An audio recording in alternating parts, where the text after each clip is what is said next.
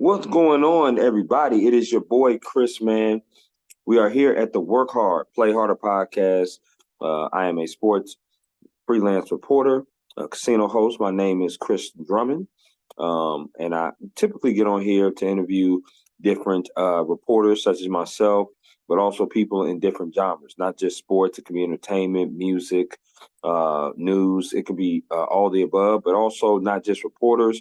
People in different communicative roles in the journalism industry, or people that may be working with sports teams.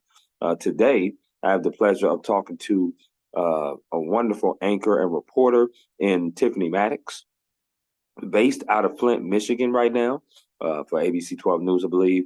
And we're just going to talk to her about her why, talk to her why she got into journalism, who inspired her, role models, and ask a plethora of questions regarding her career. So, without any further ado, I bring to you the wonderful, the talented Tiffany Maddox.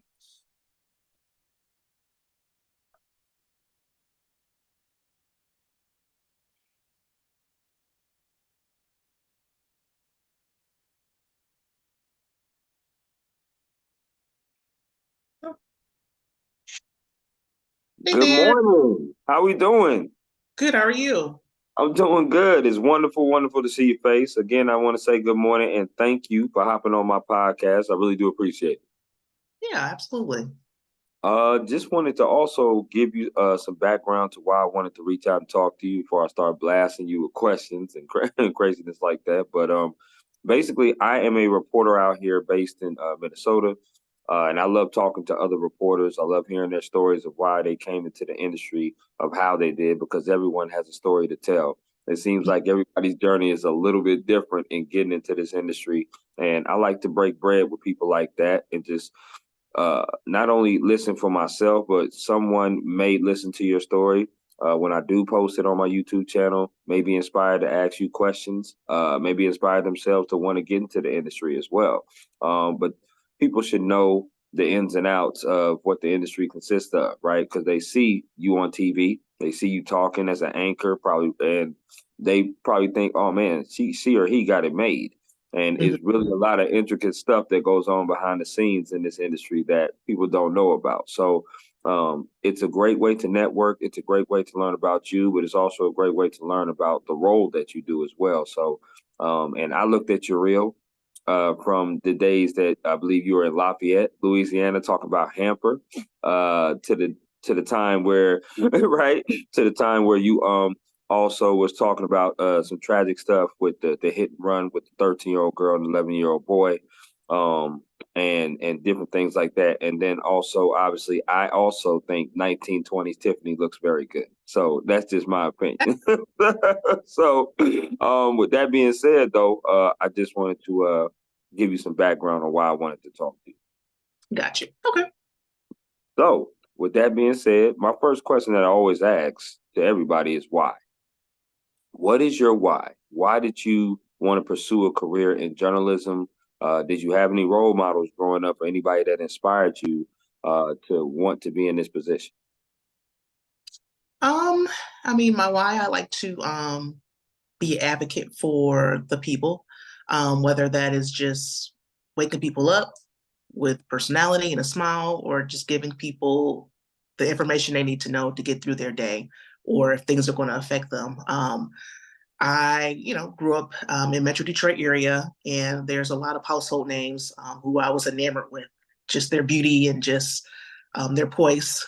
Growing up, there was Carmen Harlem, there was a Jacobson, there was Diana Lewis here in Detroit area. Um, those are like household names that have been with me since I was a kid. Didn't really, of course, those women matter to me then. Um, but I grew up dancing. I grew up wanting to be at one point a dentist, and somewhere along the line in college, I knew I didn't want to stay in school that long, so I decided on the next best thing, which ended up being journalism, and it's something that I just fell in love with and fell into. Um, and then those people mattered even more because then I could model myself in certain ways after those women. So, it kind of all just came together. But I think it is all, meant for me to be where I am, though. Absolutely. You do an amazing job. Just want to reiterate that for sure before I get to the next. No question. Your passion shows through your reel, no question. And you definitely have to be passionate and love what you do to be in this industry. That I've learned coming into it for sure. You talk about school. You went to Eastern Michigan University, if I'm Yeah. not mistaken. And I want to know, were there any other schools that you were considering before going to Eastern Michigan? I actually started out at Morris Brown College in Atlanta, Georgia, Mm, yes, based indeed. for a bit, and I won't tell my age, but during that time that I was a freshman at Morris Brown, there were some things happening there. That same year, my mom pulled me out, and I came back to Eastern, which is technically my hometown. I was raised in Ypsilanti, Michigan, where the college is. So it was like home. So, I was at home. I was with my friends. I stayed at home. I ended up, getting a good job at the hospital and going to school. You can tell me nothing. I had money. I had no. Hmm. Hmm. So, but no, overall, a good experience and was able to do several internships and also continue dancing. I was able to come back to my home dance studio. So I danced and taught dance and had my job and was just involved in different organizations at Eastern, several internships, WDIV, which is a big Detroit station. I did Radio One internship for. I kind of was under the table at one point because they just kept me. I just stayed around, so I interned for a lot of the radio stations, some of the morning shows there, and just did a couple different things. I wrote for the school paper at Eastern as well.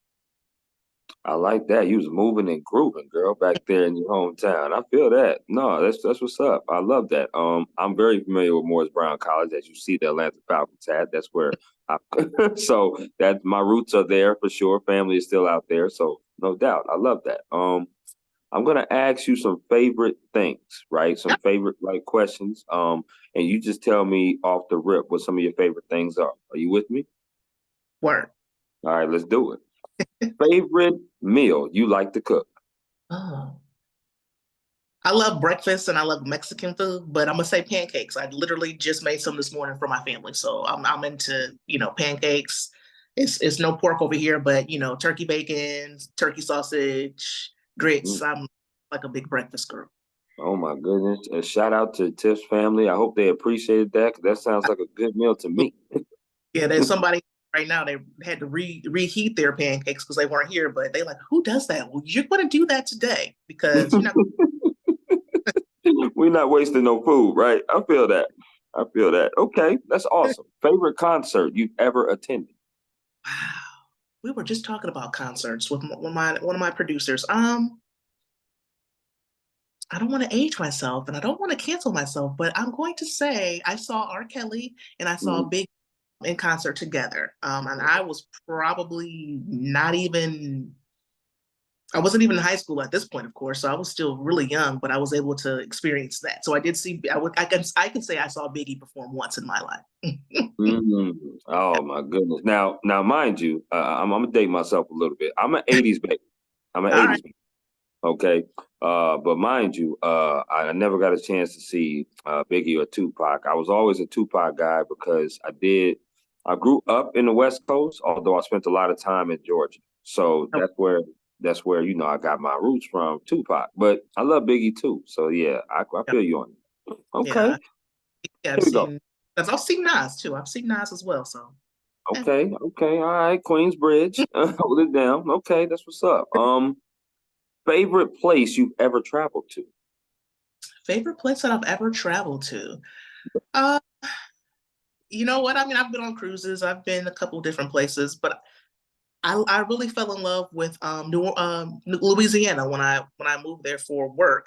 I love the culture, of course, Hmm. and the people were just really welcoming. And we were able to it was literally before the pandemic lockdowns began. My family and we visited to New Orleans for a day, and then we shot off to Houston, and then I worked in Lafayette, and it's just like after that trip is when the shutdown started happening. So I'm really glad that I got to experience, really getting into the city and seeing a little bit more while I was there. I love it. All right, so I got two more favorites, but I want to ask a bonus question because I really would love to have your thoughts on this. How was it reporting during the pandemic? For me, I was just starting out. Like in 2020 was my first like year, and it wasn't even really a full time capacity. It was one of those things where I was just going to cover games, interview players, wearing the mask, the social distancing, the standing here, the oh, we got to have distance when we talk. Like, how was it for you reporting in during that pandemic? So for me, it was very obscure. I mean, of course, you don't know what's going on. And for a little background, for me, my family physically wasn't with me in Louisiana. So they were in Florida. And we traveled December of 20, that was 2019. We traveled on a cruise in Mm-hmm. December. And that's when before I flew out, that's when we started hearing like something's going on. So when we came off the cruise, my son had the flu. Okay. And then I flew back to Louisiana. My, family's like, oh, your son, he's sick. Okay. Then my in-laws were here visiting in Florida as well. The whole house was sick. They, Mm. and then of course, then this story came out. So I was kind of like worrying about them here and still trying to work and figure out what's really going on. We had the news staff were like put up in an attic area. We were away from all the Everybody. we just kind of had to work amongst each other. At one point, once my husband said, oh, well, the kids got school at home, I said, all right. And at that time, when you travel, if you travel to Florida, basically they were at the state lines checking IDs and seeing where you were coming from, because it was certain places where it was more prevalent at that time. So it was just a real and just learning about the social distancing and just how the world just shut down. But then you're an essential worker. You have to get the information to the people. So and you're still trying to figure things out for yourself. So it was very very different, very scary. Absolutely. That's just a year no one will ever not forget. So No question. The key word there for that you said was definitely scary because it was like a lot of unknowns. You didn't know what was going on. You didn't know if you was going to get contracted. You didn't know about your family. You didn't know, well, should I be doing this? Should I even be working? I mean, you're an essential worker. You got to pay the bills, but it's like I'm like, man, this is how big of a risk am I taking by being around people at that time, right? Because we're journalists and we know we need our sources. We need our sources to get the information that we need out to the public, but we also got to look out for ourselves too. So I right. totally understand that. I wanted to ask that bonus question. Back to the favorites though. Favorite restaurant that you like to eat at? Favorite restaurants, because I'm a breakfast girl. I like my IHOPs, and then here I don't know if it's everywhere, but we have an original pancake house. We have them in the Metro Detroit area. Really great pancakes. Yeah. So okay, so I've never. Okay, I should say this. I've only been to the airport of Detroit Okay. as a convention, right? So I've never been to the city, so I definitely need some recommendations on where to go and what to do. I know you could hook me up with that. Yeah. Okay. That's what I'm talking about. No doubt, no doubt. Here we go. Here's the last favorite. Okay. And I'm a sports person, so I had to throw a sports question in there. Favorite sport that you like to watch on TV, but also favorite sport you like to attend in person. Could be the same sport. Yeah. So I don't really have a sport. Mm. I enjoy like gymnastics and all that stuff and dance. But if I had to pick a sport, I think baseball seems kind of therapeutic, like looking at it on TV. Of course, we've got the Detroit Tigers. We're actually in day 3 or 4 of the NFL draft. Yep. Me. So Detroit is like off the hook. It's like live down there. Of course, everyone's about the Lions right now, which they've had a streak of luck as of late. And they say Detroiters are diehards, and no matter if they lose them, they always are just diehard fans. So, I gotta give it up to my husband because he's all about the Lions. Okay. All right. Shout out to his husband. I love that. I love the fact he loves football because football is such an amazing sport, no doubt. This next question has to do with your everyday, pretty much routine, right? Okay. I would love to know, what do you do as far as when you get into the office? What is your routine like? Looking for stories, and also kind of a two-part question. Do you like doing reporter or anchor more? Because they're two different roles for sure, and you do them both well. But which one would you like to do more? The goal is to be a full-time anchor. One day is to be on the desk full-time. Feel like my personality fits more in the morning. So one day am manifesting it. I'm going to be, on one of the top morning shows in whatever city that is. So if I'm getting guided there, I'll be there. So I do like to anchor more, but I know now you kind of have to be able to do both. That's to be more marketable and to be more of an asset to your organization. So on a typical day, like today is Saturday, I do work night side. So tonight I will go and work tonight. So I'll go in at about 2:45.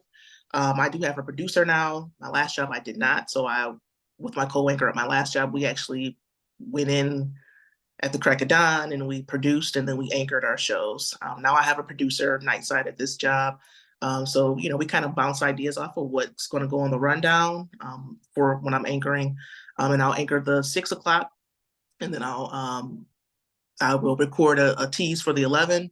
And then I will anchor the 11 o'clock. So I'm typically done around midnight. So that's Saturday and Sunday. Monday through Wednesday, I report. So typically I report night side. A lot of times because they depends on where you're at, but a lot of times, you pitch stories. I will pitch some things here and there, but a lot of times because they're very anal about their Hmm. assignment day, what they have Yeah, on their assignments, I'll come in and they have something already set up for me. right. Sometimes extra things in terms of like what interviews I want, but normally it's something is set up for me. Um, Not usually, but I would say half the time they have me in the earlier show, so I will go live at 5 or 6. But typically, most of my stuff is for the 11 o'clock newscast. So I'll go live or live in the studio, which is typically live in the studio. And I also do a lot of filling in. Like this week, coming up, I am actually off Monday and Tuesday because they want me to work Wednesday through Friday because I'm going to fill in and do while the main anchors are off. I'll fill in Friday for the main anchor. So I'll do the 5, 6, and 11 on Friday. Okay. So, a lot of people think when you anchor, you're just reading off of a prompter. True, Right. of editorial judgment. So on the weekends, I am the person that has the editorial judgment. I am like the manager. I have a superior if I need to ask them questions, but because I'm there, I'm more of the guide on the weekend, and I will edit, my scripts the way that I want to say things. I edit. So it's still a lot of a writing component, and Sure. it's a leadership role.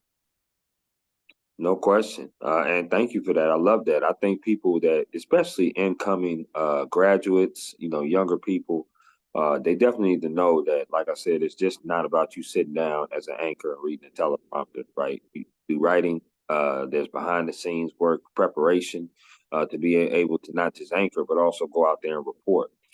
You do report as well as an MMJ. And for those that don't know what MMJ is, that's multimedia journalists. Those are people typically in certain markets that don't have like others with them. So they got to carry the equipment, they got to set up the equipment, they got to do everything. My last job, I was an MMJ. This job, I am a reporter. So I do have a photog, which was a adjustment because it's like you're used to controlling everything. You used to, you set up your interviews, you want your questions, you know what video you want. But now I have an extra person with me, and it's like I hope he getting what I want. So now it's like a communication thing. So now I'm Sure. saying, hey, this, and if you can get that too in terms of video. So it's a collaborative effort. Um, some reporters they will allow their photog to do all the editing, and I like to at least edit my stuff. So I do edit, write and edit all my stuff myself. But it was an adjustment to say the least, because you're used to doing everything. So, Right.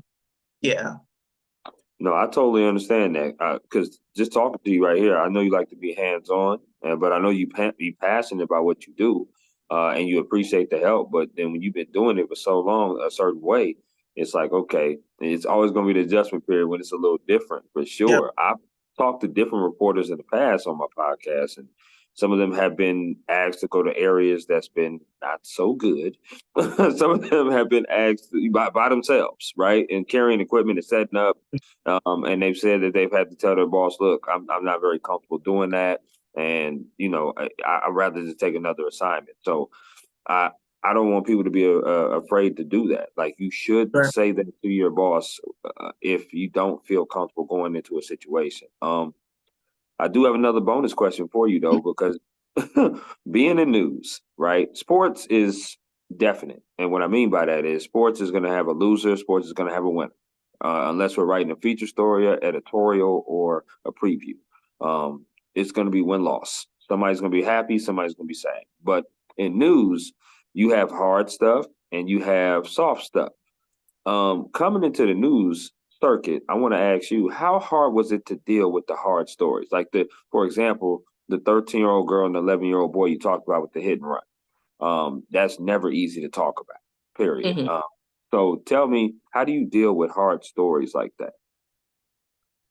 Um, I mean, unfortunately, a lot of times I know people are affected, but a lot of times you just have to take it like it's a story. Like I can't take it home. A lot of times we do, but at the end of the day, it's a story. You can follow up on that. Sometimes, if you have compassion or you have empathy, I know a story here. It was a little girl who accidentally shot herself in the face, and I had to cover that here in Flint. And I every once in a while just text her aunt who was communicating for the family and say, hey, just check in on, baby Sky, how is she doing? So I will do things like that. Um, where I was previously in Columbus, I was the morning reporter and then anchored the mornings. Um, I was more of a feature reporter in Columbus, so I did a lot of feature stories. I did a lot of more upbeat stories. But of course, when you anchor, you anchor whatever news you get, bad to good. But I would say the reporting aspect compared to where I was to where I am now, I do much more harder news, which has been an adjustment. Um, it can bother you. It's a lot of violence here where I am. There was a lot of violence in Columbus as well, having to anchor about certain things. I know one weekend we had in Columbus, this is probably about a year, last month, I think it was a year ago, like 5 or 6 shootings in one weekend. And it was just like crazy. It was all young kids. But that's how you get involved in your community, though. You get involved in certain initiatives and programs to help kids or to help, certain demographics so that at least you're being used to be a solution to some of the problems. You know what I'm saying? Like those Question. ways that you can at least have a little reprieve in thought, knowing, I'm reporting on this bad thing, but I'm helping in another way. Yeah, absolutely. I just thought that would be an excellent question. That was an excellent answer because when you do come in the news, you do have upbeat stories, but you also have some hard stories. And like you said, some people, it's hard not to take it home, but at the same time, it's like you said, you got a job to do, right? So it's just one of those things where you got to have the, I guess, the balance, what you talked about, of compassion, but also getting the news out to the people that you need to get the news out to. And you've covered some stories. Like I said, when I saw your reel and I saw about the 6 teenagers and the credit cards, I'm like, what the hell is wrong with these teenagers? What's wrong with them? It's Come on now. Like there's just some stories that you just cover. You like, my goodness. Like, Lord, pray for their families. Because what is these boys and these teenagers thinking when they go out and do these things, right? So yeah, it's just crazy. That's what it is. Um, this next question I have to ask you is about mental health. This is very important to me because as a journalist, the two words that you hear a lot are underpaid and overworked. And you hear that a lot in our industry. There's no question about it. And a lot of people get burnout. Like I said, I've spoken to many different journalists that have gotten that. I haven't received that quite yet because I still wake up and love doing what I do, and a lot of journalists do. But it does happen. Talk about how do you deal with your mental health, and what are some practices that you implement to keep your mental health strong? Got you. So, um, here, I have my family here with me. I have like 50, 11 kids here with me. I got 1,000 kids, but I have four. So their activities, their activities, I have a spouse, so I have other outlets and I have other things. I try not to, when I'm off, we were just talking about this, like I do check my work email because I feel like if I don't, by the time Saturday comes, I may not know what's up in terms of what's going on at work. But I try not to watch news. So I try to like, log off of at least news, social media, that's different. But just trying to keep my activities going and, different outlets, shopping, and I just have, just got to moved into a new home. So decorating, like, just taking time to do things that I like to do outside of work. I feel like I still have to be on in certain aspects because now I'm starting to be in the community. But Tiff is gonna Tiff. You may see me not in makeup. But I'm still speak to you. I'm still be nice. But I am a person in the community, just like they are. So they can't expect Absolutely. done up, but I'll be on. I'll give you a nice greeting and say, "Hey, thanks for watching." But really, just taking time for yourself, doing Mhm. whatever you choose that take you outside of work. I love that. Once again, I'm on with Tiffany Maddox, anchor and reporter based out of Flint, Michigan, on the Work Hard, Play Harder podcast. That's an excellent answer. And yes, with makeup, without makeup, you look fine, no question. You're very welcome. But I also love that answer because, like I said, mental health is so important, right? You got to have those outlets. Um, I also bounce that question off to like work life balance. Mhm. Um, when I first started, and I'm just gonna be real with you, when I first started, I was the yes person. Hey, Chris, can you do this? Yes, yes, yes. Any extra thing I wanted to do because I wanted to prove my worth and also prove my reliability. You can rely on me, right? Yeah, When now years that we've gotten into it now, my brain is a little shifted. Now I'm like, okay, because you get to a point where you gotta say no, but sometimes some people are so uncomfortable with saying no that they think it may affect their bottom line. Has this yeah, ever happened to you as far as your work life balance? Like you talked about a little bit saying, hey, when you're home. But yeah. sometimes you do get that call of breaking news, right? So talk to me about that. You do. I don't think I've ever been like called in for breaking news per se, but in terms of, hey, I know you just got done anchoring a show. Can you grab a VOSAD or can you Right. know, beginning it was like, sure, okay, or um, can you work a little bit later or, can you come in earlier? And but you have to just at least have some boundaries. Like you said, it can saying no can ruin your bottom line. Like if you have a goal, just like I said, I want to be a main anchor one day. So whatever opportunities I get to get more reps in or fill in, I try to make myself available for that just because I know that, I can get that much better by Sure. taking that, or it could become a regular thing. You know what I'm saying? Like, so I do try to, if you have a goal in mind, of course, take the opportunities as you get them, but also, don't cancel your vacation though, like Right, you right. have some boundaries set in mind to where, you're not impeding on life itself, your Sure. life. Hmm. Absolutely. Absolutely. So now we come to the portion where we're going to do this or that. Right. And basically me throwing two things at you and you choosing one or the other. Okay. Are you with me? Yes. All right, let's rock. Now, this first question is important. Okay. Popeyes or KFC? Popeyes. Okay. We can remain friends now. That is that is solidified. Okay, cool. Here we go. Next question here has to do with, I should say, next three have to do with music concerts you would go to. All Okay. right. All right, here we go. Which artist would you rather go see in person, Monica or Brandy? Hmm. Brandy. Okay, I like that. I like that. Okay, which artist would you rather go see in person? Would you rather see Beyonce or Rihanna? I'm gonna Uh, say Beyonce. No. ooh, okay, okay. Beehive. I like that. I like that. All right. But that made you think a little bit, though, Yeah. Tiffany. That made you think. Okay, here we go. Here's the next one. Last one here. Which one would you rather go see? J. Cole or Kendrick? Dang. Mm-hmm. They Mm-hmm. can't the same show. Mm-mm. Mm-mm. Kendrick. Wow, Kendrick. Okay, I would have chose Cole, but Kendrick. I feel you on that. I respect that. Down the line, I would see J. Cole, but I'm gonna say Kendrick first. Okay, got you. Okay.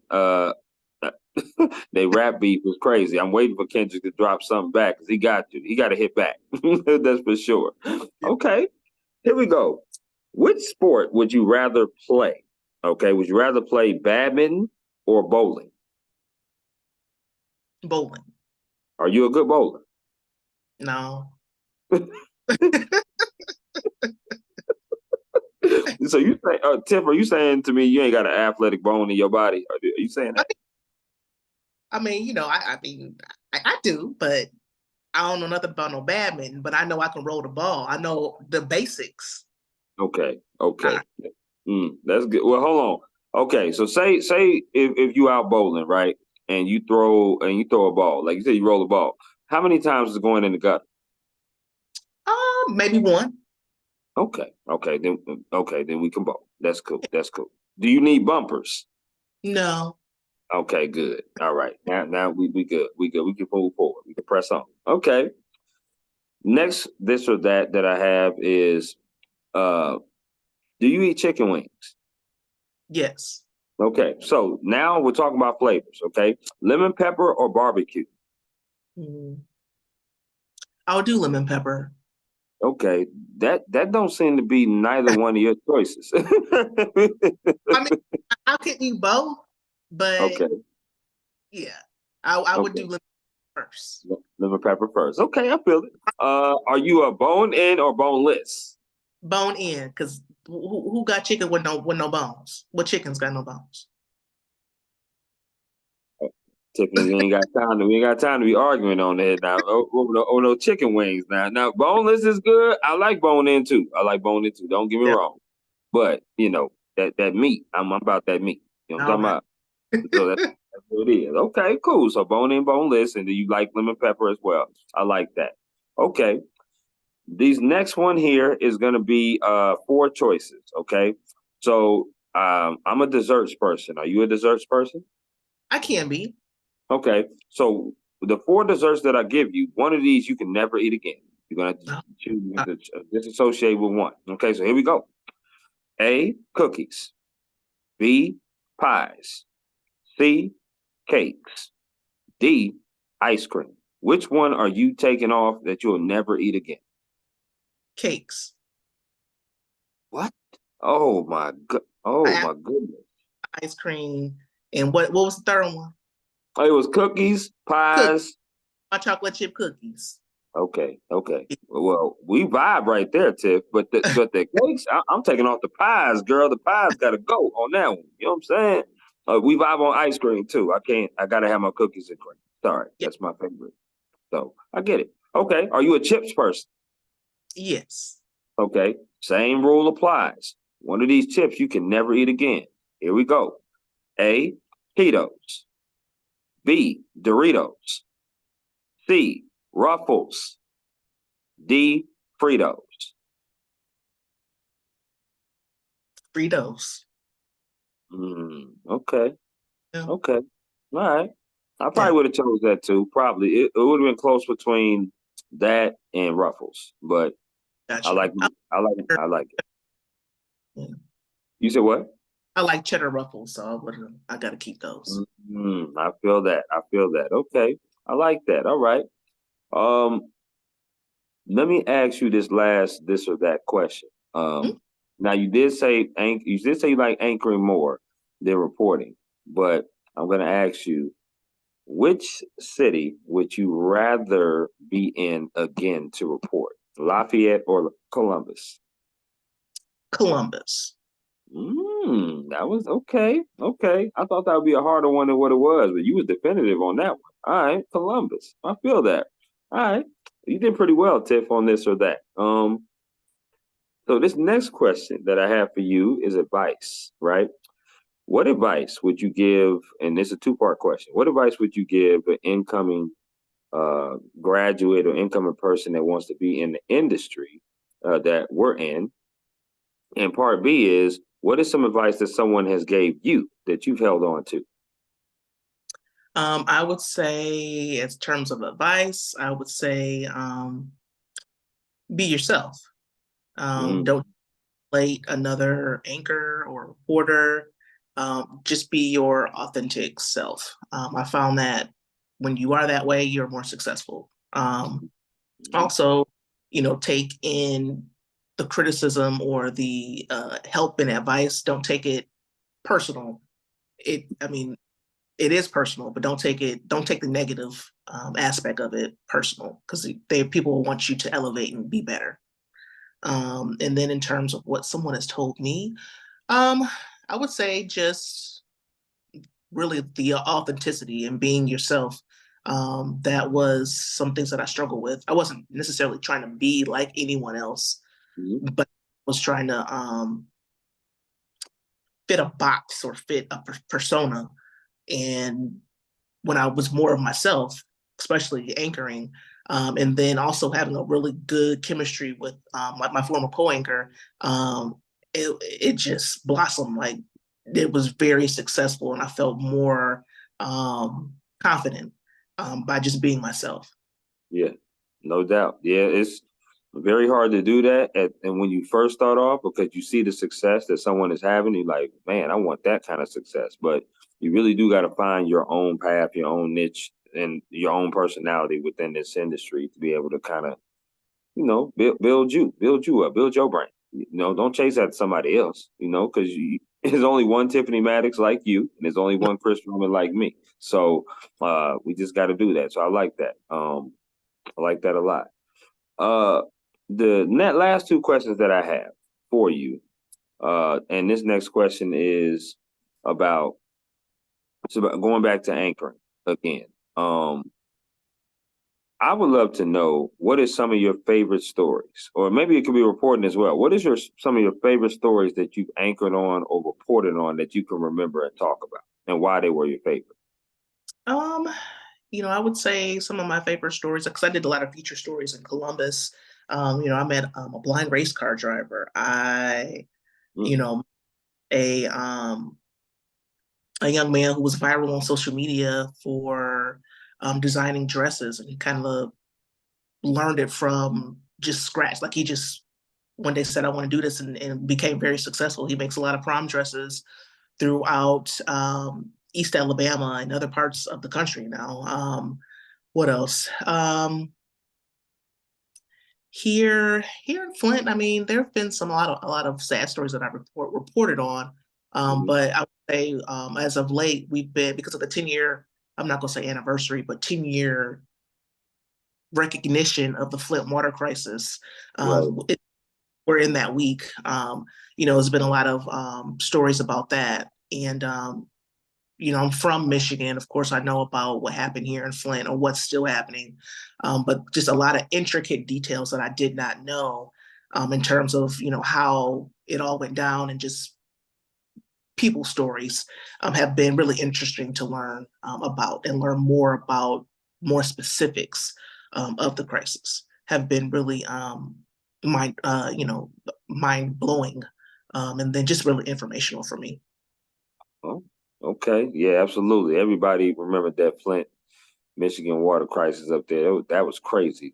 And now, at that particular time that happened, were you were you in Michigan or no? Or Mm, you were somewhere? So I wasn't in Michigan at that time, but of course, when you see stuff on the news and things like that, Yeah. the perception. But at the same time, there's still issues that are from the water crisis here. in the Flint area. I don't live in Flint. I live in on the outskirts of Flint, but you know, there are still a lot of good things that are happening in Flint. So it's kind of nice to see, even though there are things still happening with that, there are a lot of different initiatives and programs and people that are doing really wonderful things here to help dispel such a negative stereotype for certain things here. Sure, absolutely. Once again, rocking with my girl Tiffany Maddox, anchor reporter, based out of I should say Flint, Michigan, where you work. On my Work Hard, Play Harder podcast. So my very last question to you now is: who are two people that you can name that would love to come on this podcast and break some bread with me and talk a little bit about themselves and what they do, and just share some information? Who do you think would be a good representation of that? My former co-anchor, James Giles, he is in Birmingham right now as a reporter. We talk about industry wide, correct? Yeah, Um, absolutely. and then I also have another friend. She's in Wichita. Her name is Stephanie. She is reporting or MMJing out in Wichita, which has been a different experience for her. I'm sure it has. Wichita, Kansas. No question. It's been different over here too, being from the big cities. And I'm here in Marshall, Minnesota, doing Okay. reporting. So it's a very small town. It's 11,000 population. So yeah, it's woo wee small. No question about that. But I would love to connect with them on LinkedIn. Hopefully, hopefully we can make that happen. For sure. But I appreciate you hopping on my podcast and talking to me. I got to know you a little bit. You can definitely roll the ball when it comes to bowling. You've done many different things from anchoring, reporting, many different news stories. Your passion shows again through the screen. Anybody that sees you on their TV, on camera, knows that. And I love the fact that we got a chance to speak. So, as I always do, to end my podcast, I ask, is there anything else you would like to add before we conclude? Um, no, just for anybody that's watching, keep dream chasing. That's what you're supposed to do. I like that. I like that. And on that note, listen, you enjoy your weekend, your Saturday, your Sunday. You and I would definitely stay in touch, and I look forward to talking to you again. Thank you so much, Tiff. I appreciate it. Thank you. I appreciate it. Bye.